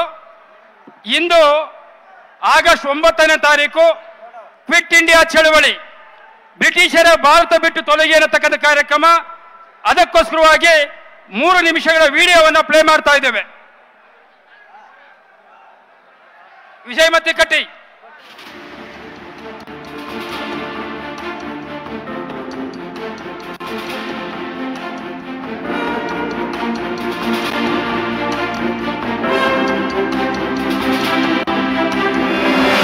ಭಾರತದ ಸ್ವಾತಂತ್ರ್ಯ ಹೋರಾಟಕ್ಕೆ ಹೊಸ ತಿರುವು ನೀಡಿದ ಕ್ವಿಟ್ ಇಂಡಿಯಾ ಚಳುವಳಿ ಆರಂಭವಾಗಿದ್ದು ಆಗಸ್ಟ್ 8ರಂದು. ಮಹಾತ್ಮ ಗಾಂಧಿ ಅವರು ಈ ಚಳುವಳಿಯನ್ನು ಮುಂಬಯಿಯಲ್ಲಿ ತಮ್ಮ ಬೆಂಬಲಿಗರೊಂದಿಗೆ ಆರಂಭಿಸಿದ್ದರು. ಇದರ ಗುರಿ ಬ್ರಿಟಿಷ್ ಸರ್ಕಾರದಿಂದ ಭಾರತದ ಸ್ವಾತಂತ್ರ್ಯ ಪಡೆಯುವುದಾಗಿತ್ತು. 1942ರ ಆಗಸ್ಟ್ 8ರಂದು ಮುಂಬಯಿಯ ಗೋವಾಳಿಯಾ ಮೈದಾನದಲ್ಲಿ ಗಾಂಧೀಜಿಯವರು ಮಾಡು ಇಲ್ಲವೇ ಮಡಿ ಎಂಬ ಘೋಷಣೆಯೊಂದಿಗೆ ಈ ಚಳುವಳಿ ನಡೆಸುವುದಾಗಿ ಕರೆ ನೀಡಿದರು. ಮುಂದೆ ಆ ಮೈದಾನವನ್ನು ಆಗಸ್ಟ್ ಕ್ರಾಂತಿ ಮೈದಾನ ಎಂದೇ ಹೆಸರಿಸಲಾಯಿತು. ದೇಶಾದ್ಯಂತ ಈ ಕರೆ ಮಿಂಚಿನ ಸಂಚಾರ ಉಂಟು ಮಾಡಿತು. ಚಳುವಳಿಯ ತೀಕ್ಷ್ಣತೆಯನ್ನು ಅರಿತ ಬ್ರಿಟಿಷರು ಬಹುತೇಕ ಪ್ರಮುಖ ನಾಯಕರನ್ನು ಜೈಲಿಗಟ್ಟಿದರು. ನಾಯಕರಿಲ್ಲದೆಯೇ ಚಳುವಳಿ ಉಗ್ರ ಸ್ವರೂಪವನ್ನು ಕಂಡಿದ್ದು ಈ ಚಳುವಳಿಯ ಹೆಗ್ಗಳಿಕೆ. ಕರ್ನಾಟಕದ ಶಿವಮೊಗ್ಗ ಜಿಲ್ಲೆಯ ಶಿಕಾರಿಪುರ ತಾಲೂಕಿನ ಈಸೂರು ಗ್ರಾಮದಲ್ಲಿ ಆಗಸ್ಟ್ 9ರಂದು ಭಾರತ ಬಿಟ್ಟು ತೊಲಗಿ ಎಂಬ ಘೋಷಣೆ ಪ್ರತಿಧ್ವನಿಸಿತ್ತು. ಬ್ರಿಟಿಷರು ಮತ್ತು ಸ್ವಾತಂತ್ರ್ಯ ಹೋರಾಟಗಾರರ ನಡುವೆ ಘರ್ಷಣೆ ನಡೆಯಿತು. ಈ ಹೋರಾಟ ವಿಕೋಪಕ್ಕೆ ತಿರುಗಿ ಹೋರಾಟದಲ್ಲಿ ಭಾಗಿಯಾಗಿದ್ದ ಹಲವು ನಾಯಕರನ್ನು ಜೀವಂತವಾಗಿ ಸುಟ್ಟು ಹಾಕಲಾಯಿತು. ಹೀಗೆ ಈ ಚಳುವಳಿಯನ್ನು ಬ್ರಿಟಿಷ್ ಸರ್ಕಾರವು ಹಿಂಸಾತ್ಮಕ ರೀತಿಯಲ್ಲಿ ಹತ್ತಿಕ್ಕಿತು. ಸುಮಾರು 1 ಲಕ್ಷ ಜನರನ್ನು ಬಂಧಿಸಲಾಯಿತು. ಜನರ ಮೇಲೆ ಲಾಠಿ ಪ್ರಹಾರ ಮಾಡಲಾಯಿತು. ಭಾರತದಲ್ಲಿ ನಡೆಯುತ್ತಿದ್ದ ಹೋರಾಟವು ಆಫ್ರಿಕಾ ಮತ್ತು ಏಷ್ಯಾದಲ್ಲಿದ್ದ ವಸಾಹತುಶಾಹಿಗಳ ವಿರುದ್ಧ ಹೋರಾಟಕ್ಕೆ ಪ್ರೇರಣೆಯಾಯಿತು. ಭಾರತವು ಈ ಹೋರಾಟದಲ್ಲಿ ಯಶ ಕಂಡರೆ ಅದು ವಿಶ್ವದ ಇತರ ವಸಾಹತುಶಾಹಿ ರಾಷ್ಟ್ರಗಳಲ್ಲಿನ ಜನರಿಗೂ ಸ್ಫೂರ್ತಿಯಾಯಿತು. ತಾವೂ ಸಹ ಹೋರಾಟ ಮಾಡಿದರೆ ದಾಸ್ಯದಿಂದ ಮುಕ್ತಿ ಹೊಂದಬಹುದು ಎಂಬ ಭಾವನೆ ಜನರಲ್ಲಿ ಮೊಳಕೆಯೊಡೆಯಿತು. ಇದು ಭಾರತದ ಹೋರಾಟಕ್ಕೆ ಸಿಕ್ಕ ದೊಡ್ಡ ಯಶಸ್ಸು ಕೂಡ ಆಯಿತು.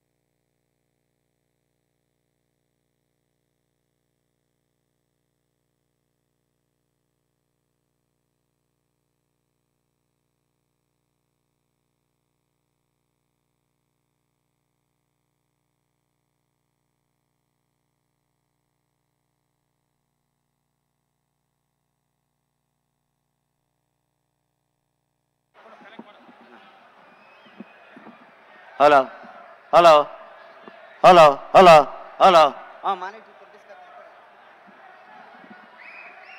ಒಂದು ಸೈಡ್ಗ ಪ್ರೀತಿಯ ಬಂಧುಗಳೇ, ಇದೀಗ ಒಂದು ವಿಶೇಷವಾದ ಕಾರ್ಯಕ್ರಮಕ್ಕೆ ನಾವೆಲ್ಲರೂ ಕೂಡ ಸಾಕ್ಷಿಯಾಗಲಿದ್ದೇವೆ. ಸಿದ್ದರಾಮಯ್ಯ ಸಾಹೇಬರ ವಿರುದ್ಧ ಬಿಜೆಪಿ ಮತ್ತು ಜನತಾದಳದವರು ಮಾಡಿರುವಂತ ಎಲ್ಲ ಸುಳ್ಳು ಆರೋಪಗಳ ವಿರುದ್ಧ ಕರ್ನಾಟಕದ ಅತ್ಯಂತ ಜನಪ್ರಿಯ ವಕೀಲರು ಆಗಿರುವಂತ ನಮ್ಮ ಶಾಸಕರು ಆಗಿರುವಂತ ಎಸ್ ಪೊನ್ನಣ್ಣರವರು ಬಹಳ ಸುಂದರವಾದಂತ ಒಂದು ಪುಸ್ತಕವನ್ನ, ಮೂಢ ಹಗರಣದ ಬಗ್ಗೆ ಇರುವಂತಹ ಸತ್ಯವನ್ನ, ಅವರ ಸುಳ್ಳುಗಳನ್ನ ಸಮಾಜದ ಮುಂದೆ ಇಡೋದಕ್ಕೋಸ್ಕರ ಒಂದು ಸುಂದರವಾದ ಪುಸ್ತಕವನ್ನ ಈಗ ಸಮಾಜದ ಮುಂದೆ ತಂದಿದ್ದೇವೆ. ಮೂಢ ಮೂಢ ಎಂದು ಸಿದ್ದರಾಮಯ್ಯನವರ ಮೇಲೆ ಆರೋಪ ಮಾಡ್ತಾ ಇರುವಂತ ಮೂಢಾತ್ಮರಿಗೆ ತಕ್ಕ ಉತ್ತರವನ್ನ ಕೊಡುವಂತ ಈ ಪುಸ್ತಕವನ್ನ ನೀವೆಲ್ಲರೂ ಕೂಡ ಅದನ್ನ ನಿಮ್ಮ ಸಾಮಾಜಿಕ ಜಾಲತಾಣಗಳಲ್ಲಿ ಹಂಚಿಕೊಳ್ಬೇಕು. ಈ ಪುಸ್ತಕದ ಸಾಫ್ಟ್ ಕಾಪಿಯನ್ನ ಮಾನ್ಯ ಸಿದ್ದರಾಮಯ್ಯ ಸಾಹೇಬ್ರ, ಡಿ.ಕೆ. ಶಿವಕುಮಾರ್ ಸಾಹೇಬ್ರ ಮತ್ತು ಇಂಡಿಯನ್ ನ್ಯಾಷನಲ್ ಕಾಂಗ್ರೆಸ್ ಪಾರ್ಟಿಯ ಸಾಮಾಜಿಕ ಜಾಲತಾಣಗಳಲ್ಲಿ ಇದರ ಸಾಫ್ಟ್ ಕಾಪಿಯನ್ನ ಬಿತ್ತರಿಸ್ತೇವೆ. ಕರ್ನಾಟಕ ರಾಜ್ಯದ ಎಲ್ಲ ಮಂತ್ರಿಗಳ ಫೇಸ್ಬುಕ್ಗಳಲ್ಲಿ ಈ ಪುಸ್ತಕದ ಸಾಫ್ಟ್ ಕಾಪಿ ದೊರೆಯುತ್ತದೆ. ಅದನ್ನ ತಗೊಂಡು ನಿಮ್ಮ ಸಾಮಾಜಿಕ ಜಾಲತಾಣಗಳಲ್ಲಿ ಹಂಚೋದ್ರ ಮೂಲಕ ಸತ್ಯವನ್ನ ಸಮಾಜಕ್ಕೆ ಬಿತ್ತರಿಸಬೇಕು ಅಂತ ವಿನಂತಿಸಿಕೊಳ್ತೇನೆ. ಮತ್ತು ವೇದಿಕೆ ಮೇಲೆ ಇರ್ತಕ್ಕಂಥ ಎಲ್ಲ ಹಿರಿಯರು ಕೂಡ ಪುಸ್ತಕವನ್ನೊಮ್ಮೆ ನಮ್ಮ ಜನ ಸಮೂಹಕ್ಕೆ ಪ್ರದರ್ಶಿಸಬೇಕು ಅಂತ ಹೇಳಿ ವಿನಂತಿಸಿಕೊಳ್ತಾ ಇದ್ದೇವೆ.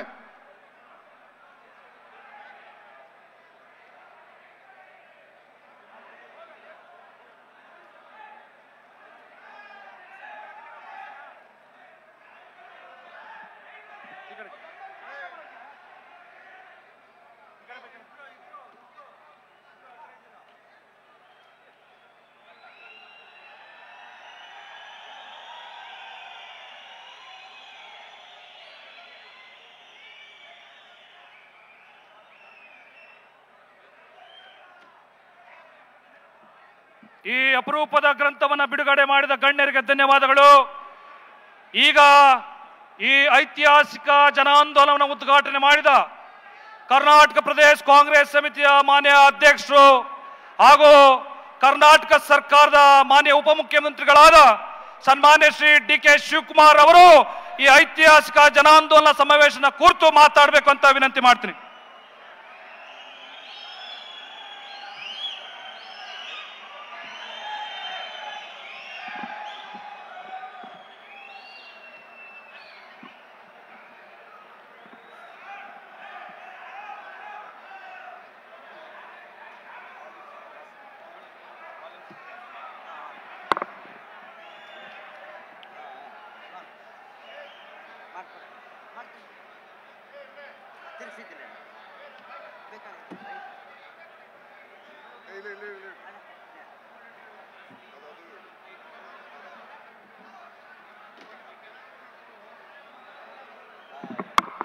बोलो भारत माता की।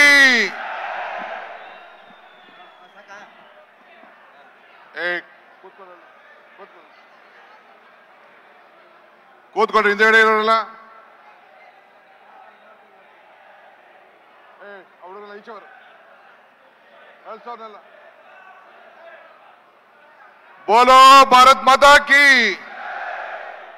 कांग्रेस पार्टी की, सोनिया गांधी की, मल्लिकार्जुन खड़गे की, राहुल गांधी की, सिद्धरामैया की,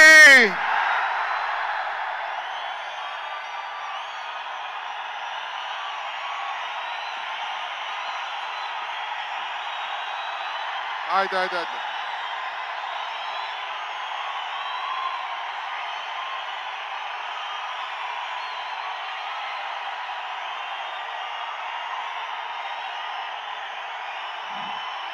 ಆಯ್ತು.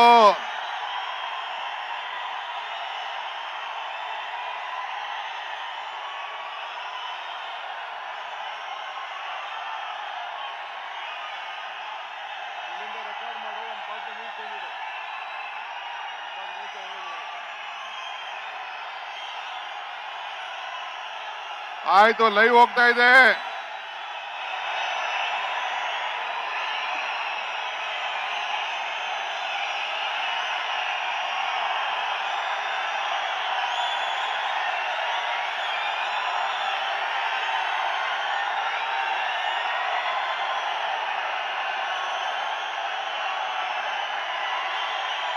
ಆಯ್ತು ಬಂದವಳೆ ವೇದಿಕೆಯಲ್ಲಿರುವಂತ ನಮ್ಮ ರಾಜ್ಯದ ಮುಖ್ಯಮಂತ್ರಿಗಳಂತ ಸಿದ್ದರಾಮಯ್ಯ ಸಾಹೇಬ್ರೆ, ನಮ್ಮ ಎಐಸಿಸಿಯ ಪ್ರಧಾನ ಕಾರ್ಯದರ್ಶಿಗಳು, ನಮ್ಮ ಸರ್ಕಾರವನ್ನ ತರಲಿಕ್ಕೆ ನಮಗೆಲ್ಲ ಮಾರ್ಗದರ್ಶನವನ್ನು ಕೊಟ್ಟಂತ ರಾಜ್ಯಸಭಾ ಸದಸ್ಯರು, ಹಿರಿಯರಾದಂತ ರಣದೀಪ್ ಸಿಂಗ್ ಸುರ್ಜಿವಾಲಾರವರೇ, ವೇದಿಕೆಯಲ್ಲಿರುವಂತ ನಮ್ಮ ಗೃಹ ಸಚಿವರೇ, ಎಲ್ಲ ಹಿರಿಯ ನನ್ನ ಮಂತ್ರಿಮಂಡಲದ ಎಲ್ಲ ನನ್ನ ಸಹೋದ್ಯೋಗಿಗಳೇ, ನಮ್ಮ ಶಾಸಕ ಮಿತ್ರರೇ, ಲೋಕಸಭಾ ಸದಸ್ಯಗಳೇ, ನಮ್ಮ ಕೆಪಿಸಿಸಿ ಎಲ್ಲ ನಮ್ಮ ಕಾರ್ಯಾಧ್ಯಕ್ಷಗಳೇ, ಪದಾಧಿಕಾರಿಗಳೇ, ಜಿಲ್ಲಾ ಅಧ್ಯಕ್ಷಗಳೇ, ಮಾಜಿ ಶಾಸಕರುಗಳೇ, ಮುಖ್ಯವಾಗಿ ಈ ಬೃಹತ್ ಐತಿಹಾಸಿಕ ಸಮಾವೇಶಕ್ಕೆ ಪಾಲ್ಗೊಂಡು ಇಡೀ ದೇಶಕ್ಕೆ ಒಂದು ದೊಡ್ಡ ಸಂದೇಶವನ್ನು ಕಳಿಸ್ತಾ ಇರುತ್ತ ಎಲ್ಲ ಕಾರ್ಯಕರ್ತರೇ, ಬಂಧು ಭಗಿನಿಯರೇ, ಸೋದರ ಸೋದರಿಯರೇ ಮತ್ತು ಮಾಧ್ಯಮ ಮಿತ್ರರೇ, ಈ ದಿನ ಸ್ವಲ್ಪ ಶಾಂತಿ ಇರಬೇಕು. ನಾನೇನು ಹೇಳ್ತೀನಿ ಕೇಳಬೇಕು. ಕೆಂಗೇರಿ ಬಿಡದಿಯಿಂದ ಹೇಳ್ಕೊಂಡು ಬಂದಿದ್ದೀನಿ ಮೈಸೂರು ಗಂಟ. ಯಾರು ಗಲಾಟೆ ಮಾಡದೆ ಕೇಳೋರೆ, ಈಗೂ ಕೇಳಬೇಕು. ಈ ದಿನ ಸ್ವಲ್ಪ ತಾಳ್ಮೆಯಿಂದ ಇರೋ, ಕೈ ಮುಗಿದ್ದೀನಿ, ಸುಮ್ಮನೆ ಇರಬೇಕು. ಈ ದಿನ ಬ್ರಿಟಿಷರ ವಿರುದ್ಧ ಆಗಸ್ಟ್ 9ನೇ ತಾರೀಕು ಕ್ವಿಟ್ ಇಂಡಿಯಾ ಚಳವಳಿಯನ್ನ ಮಹಾತ್ಮ ಗಾಂಧೀಜಿಯವರ ನಾಯಕತ್ವದಲ್ಲಿ ನಡ್ಕೊಂಡು ಬಂತು. ಅಂದು ಬ್ರಿಟಿಷರ ವಿರುದ್ಧ ಹೋರಾಟವನ್ನು ನಾವು ಮಾಡಿದೋ. ಇದೇ 9ನೇ ತಾರೀಕು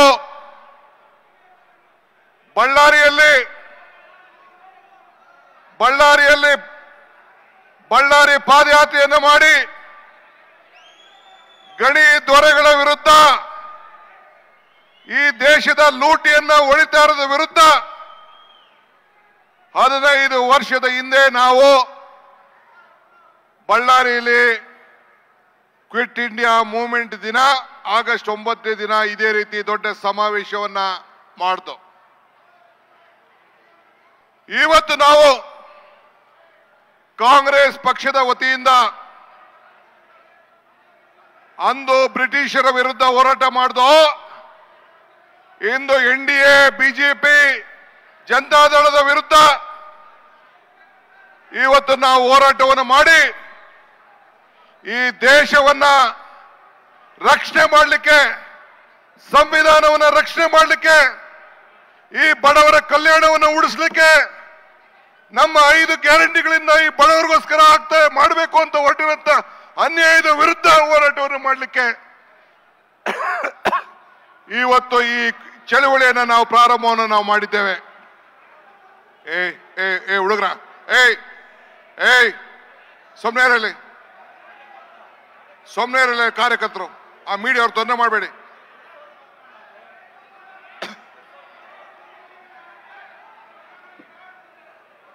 ಮೀಡಿಯಾಕ್ಕೆ ತೊಂದರೆ ಮಾಡಬೇಡ, ಸುಮ್ಮನೆ ಇರಯ್ಯ.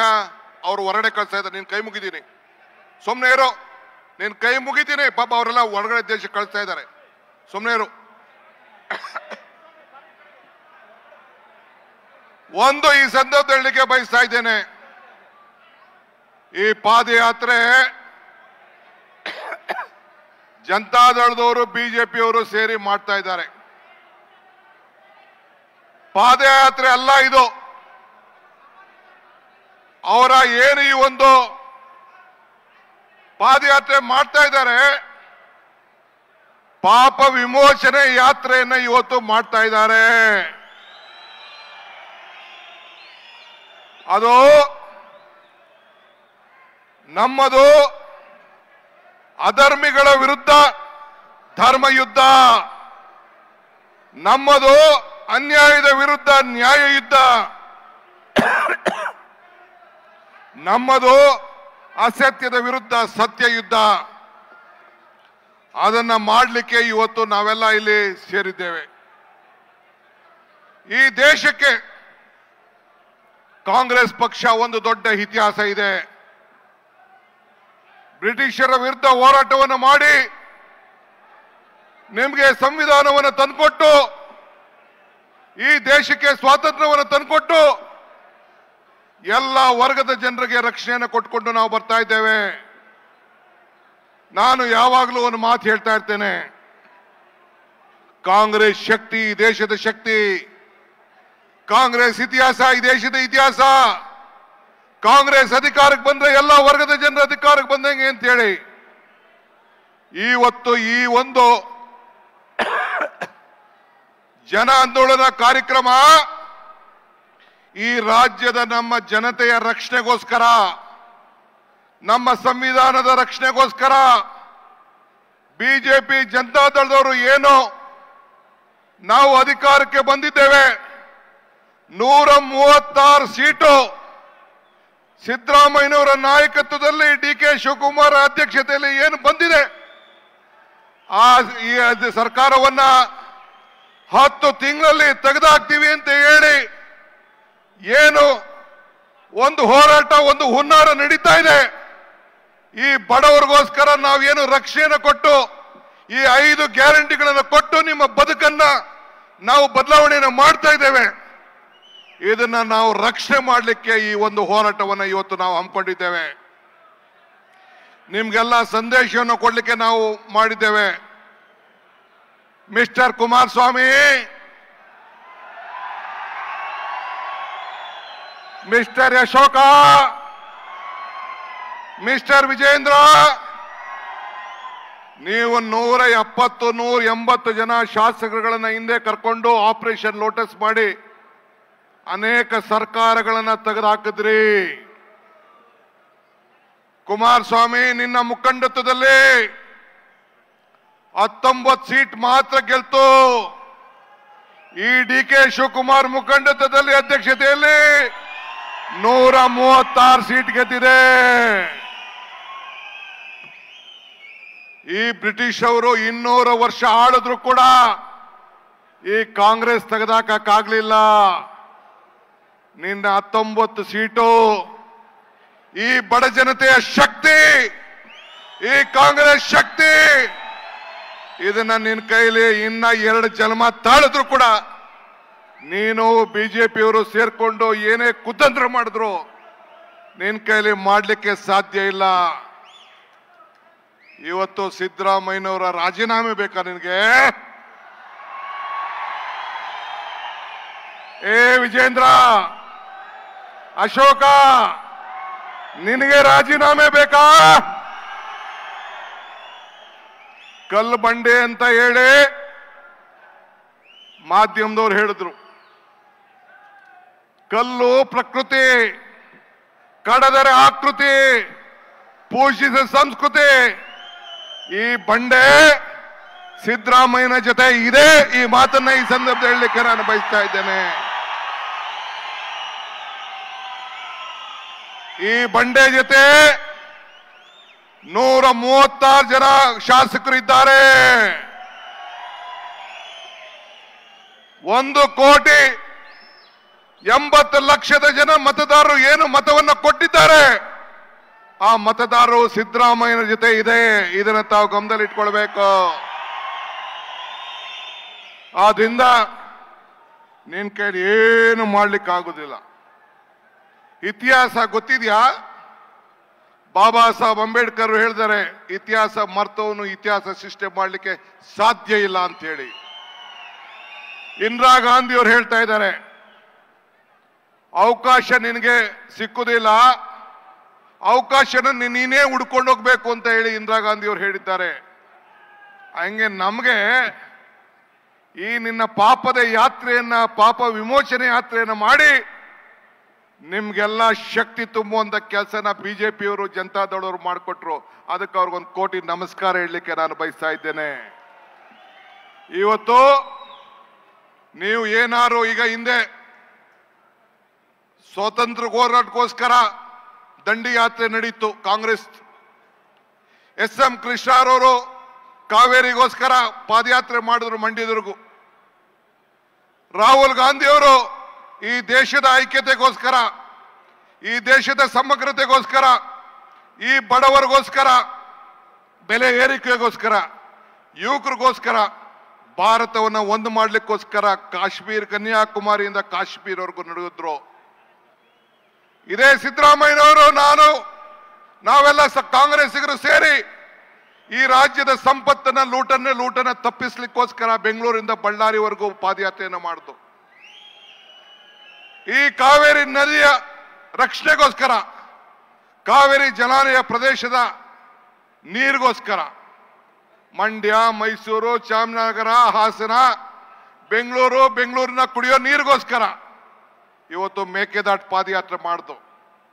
ಆ ಮೇಕೆದಾಟು ಪಾದಯಾತ್ರೆ ಮಾಡಿದಾಗ ಎಲ್ಲ ವೇದಿಕೆಯಲ್ಲಿರುವಂತ ಎಲ್ಲ ನಮ್ಮ ನಾಯಕರ ಮೇಲೆಲ್ಲ ಕೇಸ್ ಹಾಕ್ಸಿದ್ರಿ, ಎಲ್ಲರೂ ಕೂಡ ಕೇಸ್ ಹಾಕ್ಸಿದ್ರಿ. ಕೋವಿಡ್ ನೆಪ ಹೇಳಿ ನಮ್ಮ ಇದನ್ನ ತಡೆ ಒಟ್ಟಿದ್ರಿ. ಆದ್ರೆ ನಿಮ್ಮ ಕೇಸಿಗೆ ಎದುರುಕೊಳ್ಳಿಲ್ಲ, ಈ ಪ್ರಾಣಕ್ಕೆ ಎದುರುಕೊಳ್ಳಿಲ್ಲ. ಹೋರಾಟವನ್ನು ಮಾಡಿ ಹೆಜ್ಜೆ ಹಾಕುತ್ತೇವೆ, ನೀರಿಗೂ ಹೆಜ್ಜೆ ಹಾಕುತ್ತೇವೆ, ನಮ್ಮ ಹಕ್ಕು ನಮ್ಮ ನೀರು ಅಂತೇಳಿ ಹೋರಾಟ ಮಾಡಿ ಪಾದಯಾತ್ರೆಯನ್ನು ನಾವು ಮಾಡ್ದೋ. ಈ ನಾಡಿನ ರೈತರಿಗೋಸ್ಕರ, ಈ ನಾಡಿನ ನೀರಿನ ರಕ್ಷಣೆಗೋಸ್ಕರ, ಈ ನಾಡಿನ ಜಲದಗೋಸ್ಕರ ನಾವು ಹೋರಾಟವನ್ನು ಮಾಡ್ದೋ. ನಿಮ್ಮ ಯಾತ್ರೆ ಎಂತಕ್ಕೆ? ಕುಮಾರಸ್ವಾಮಿ ಏನ್ ಹೇಳಿದ್ರು, GT ದೇವೇಗೌಡರು ಏನ್ ಹೇಳಿದ್ರು, ಅದನ್ನ ಮುಂದಕ್ಕೆ ನಾನು ನಿಮ್ಗೆಲ್ಲ ತೋರಿಸೋನಿದ್ದೇನೆ. ಬಂಧುಗಳೇ, ಈಗಾಗಲೇ ನಾನು ಹೇಳ್ದಂಗೆ ನಮ್ಗೆ ಒಂದು ದೊಡ್ಡ ಅವಕಾಶವನ್ನ ತಾವೆಲ್ಲ ಸೇರಿ ಮಾಡಿಕೊಟ್ಟಿದ್ದೀರಿ. 2023ರಲ್ಲಿ ನಮ್ಗೆ ಕಾಂಗ್ರೆಸ್ ಪಕ್ಷಕ್ಕೆ 43% ಮತವನ್ನ ಕೊಟ್ಟಿದ್ದೀರಿ, ಜನತಾದಳಕ್ಕೆ 9% ಮತವನ್ನ ಕೊಟ್ಟಿದ್ದೀರಿ, ಲೋಕಸಭೆಯಲ್ಲಿ 45% ಕೊಟ್ಟಿದ್ದೀರಿ, ಜನತಾದಳಕ್ಕೆ 5%, ಬಿಜೆಪಿ 1 ಸೀಟ್ ಇದ್ದೋ ನಾವು, ಈಗ ಬಿಜೆಪಿ 17 ಸೀಟ್ ಆಗಿದೆ. ಅವ್ರು 2 ಸೀಟ್ ಗೆದ್ದಿದ್ದಾರೆ. ನಾವು ಒಪ್ತೇವೆ, ಜನಪ್ರತಿನಿಧಿಗಳು ಪ್ರಜಾಪ್ರಭುತ್ವದ ವ್ಯವಸ್ಥೆಯಲ್ಲಿ ಏನು ತೀರ್ಪನ್ನು ಕೊಟ್ಟಿದ್ದಾರೆ ಅದನ್ನು ಒಪ್ತೇವೆ. ಆದರೆ ನಾವು ಏನಾರು ನೀವು 10 ತಿಂಗಳಲ್ಲಿ ಈ ಸರ್ಕಾರ ಹಳ್ಳಾಡ್ತೀನಿ ಅಂತ ಏನು ಭ್ರಮೆಯಲ್ಲಿದ್ದೀರಲ್ಲ, ಇದು ಸಾಧ್ಯ ಇಲ್ಲ ಅನ್ನೋದು ಕೂಡ ತಾವೆಲ್ಲ ಗಮನದಲ್ಲಿಟ್ಕೊಳ್ಬೇಕು. 10 ವರ್ಷ ಅಲ್ಲ, 10 ತಿಂಗಳಲ್ಲ, ಇನ್ನು 10 ವರ್ಷ ಆದ್ರೂ ಕೂಡ ಈ ಸರ್ಕಾರನ ಮುಟ್ಲಿಕ್ಕೆ ಸಾಧ್ಯ ಇಲ್ಲ. 10 ವರ್ಷ ಆದ್ರೂ ಸಾಧ್ಯ ಇಲ್ಲ, ಇದು ಗಮನದಲ್ಲಿಟ್ಕೊಳ್ಬೇಕು. ಇವತ್ತು ಬಂಧುಗಳೇ, ನಾನು ಹೇಳೋದಿಷ್ಟೇ, ಇವತ್ತು ಒಂದು ಮೂಢ ಹಗರಣದ ಗಮನದಲ್ಲಿಟ್ಕೊಂಡು ಮುಖ್ಯಮಂತ್ರಿ ರಾಜೀನಾಮೆ ಕೊಡಬೇಕು ಅಂತ ಹೇಳಿ ಬಂದಿದ್ದೀರಿ. ಏನ್ ಮೂಢ ಹಗರಣ, ಏನ್ ನಡೆದಿದೆ? ನಾವೆಲ್ಲ ಮಾನವೀಯರು. ಇವತ್ತು ಪಾರ್ವತಿ ಸಿದ್ದರಾಮಯ್ಯನವರ ಧರ್ಮಪತ್ನಿ, ಆ ಹೆಣ್ಣು ಮಗಳಿಗೆ ಅವ್ರ ಅಣ್ಣ ಒಂದು ಜಮೀನನ್ನ ಖರೀದಿ ಮಾಡಿಬಿಟ್ಟು ಅರ್ಶನ ಕುಂಕುಮಕ್ಕೋಸ್ಕರ ಹೆಣ್ಮಕ್ಳಿಗೆ ಒಂದು 3 ಎಕರೆ ಜಮೀನನ್ನ ಕೊಡ್ತಾರೆ. ಬರೀ 3 ಎಕರೆ ಜಮೀನನ್ನ ಕೊಡ್ತಾರೆ. ಮೂಡಾರವರು ಅಕ್ರಮವಾಗಿ ಆ ಜಮೀನನ್ನ ಒತ್ತಾಯಿಸ್ಕೊಳ್ತಾರೆ. ನೀವು ನಿಮ್ಮ ಮನೆ ಹೆಣ್ಮಕ್ಳಿಗೆ, ನಿಮ್ಮ ತಂಗಿದಿರ್ಗೆ, ನಿಮ್ಮ ಅಕ್ಕದಿರ್ಗೆ ಏನೋ ದುಡ್ಡು, ಚಿನ್ನನೋ, ಕಾಸೋ, ಜಮೀನೋ ಕೊಡ್ತೀರಿ. ತನ್ನ ಕುಟುಂಬವನ್ನ ರಕ್ಷಣೆ ಮಾಡ್ಕೊಳ್ಳಿಕ್ಕೆ ಆ ತಾಯಿ ಕಾಪಾಡಿಕೊಂಡು ಕುಡ್ಕೆಯಲ್ಲಿ, ಮಡಕೆಯಲ್ಲಿ, ಬ್ಯಾಂಕಲ್ಲಿ ಇಟ್ಕೊಂಡು ಆ ಮಕ್ಕಳನ್ನ ರಕ್ಷಣೆ ಮಾಡ್ಕೊಳ್ಳಿಕ್ಕೆ ಇರೋದು ನಮ್ಮ ಭಾರತೀಯ ಸಂಸ್ಕೃತಿ, ಅದು ನಮ್ಮ ಧರ್ಮ. ಅದಕ್ಕೆ ಹೆಣ್ಣುಮಗಳು ಆ ಜಮೀನನ್ನ ಇಟ್ಕೊಂಡು ಕಾಪಾಡಿಕೊಂಡು ಬಂದಿರ್ತಾಳೆ. ಪಾಪ ಸಿದ್ದರಾಮಯ್ಯನವರು ಬೆಂಗಳೂರಿನಲ್ಲಿ ರಾಜಕಾರಣ ಮಾಡ್ತಾ ಇದ್ದಾರೆ, ರಾಜ್ಯದ ಉದ್ದಗಲೂ ಕೂಡ ಹೋರಾಟ ಮಾಡ್ತಾ ಇದ್ದಾರೆ. ಆಮೇಲೆ ಅವ್ರಿಗೆ ಗೊತ್ತಾಗ್ತಾರೆ, ನನ್ನ ಧರ್ಮಪತ್ನಿಗೆ ಅವ್ರ ಅಣ್ಣ ಒಂದು 3 ಎಕರೆ ಜಮೀನನ್ನು ಕೊಟ್ಟಿದ್ದಾರೆ ಅಂತೇಳಿ. 3 ಎಕರೆ ಜಮೀನನ್ನು ಕೊಟ್ಟಿದ್ದಾರೆ. ಸರ್ಕಾರದವರು ಒತ್ತುವರಿ ಮಾಡ್ಕೊಂಡಿದ್ದಾರೆ. ಒತ್ತುವರಿ ಅಕ್ವಿಷನ್ ಮಾಡ್ಕೊಂಡಿಲ್ಲ. ಸರ್ಕಾರದವರು ಅಕ್ವಿಷನ್ ಮಾಡ್ಕೊಂಡಿಲ್ಲ. ಡಿನೋಟಿಫಿಕೇಶನ್ ಆಗಿದ್ದಂತ ಜಮೀನನ್ನ ಸರ್ಕಾರದವರು ಈತ ಖರೀದಿ ಮಾಡಿಕೊಂಡು ಆ ಅಕ್ಕಂಗೋ ತಂಗಿಗೋ ಜಮೀನನ್ನ ಕೊಟ್ಟಿದ್ದಾರೆ.